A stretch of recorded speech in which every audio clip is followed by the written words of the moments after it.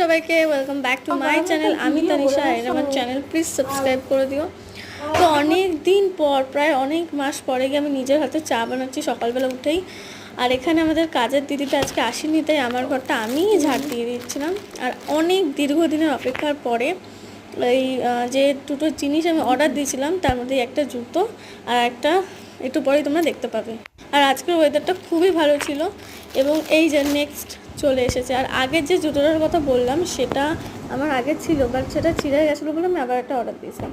আর এটা আমাদের পাড়ার খুব রাস্তা খুব সুন্দর, এই ফুলটা ফুটে থাকে, তো সেটাই ক্যাপচার করছিলাম। আমরা বিকেলবেলা বেরিয়ে গেছিলাম বাজার করতে, সেটা কী কী বাজার করলাম একটা করে দেখতে পাবে।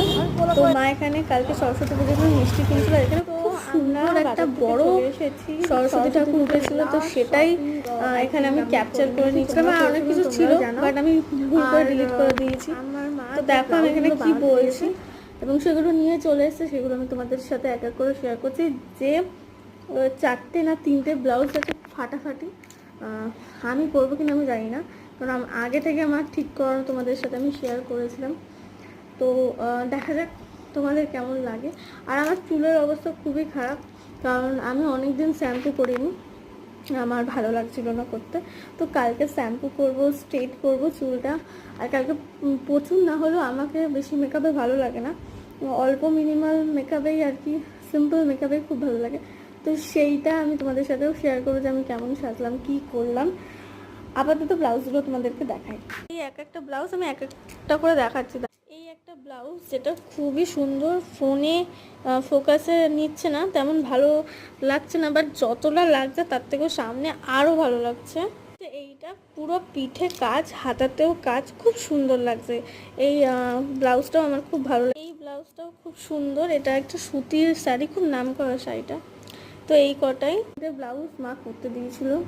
আর যার কাছে করতে দিয়েছিল সে মানে কবে করতে দিয়েছিল, মানে সে এতই ব্যস্ত যে মানে সঙ্গে সঙ্গে কি 2-3 দিন পরেও না, সেই 1-2 মাস পরে গিয়ে দেয়।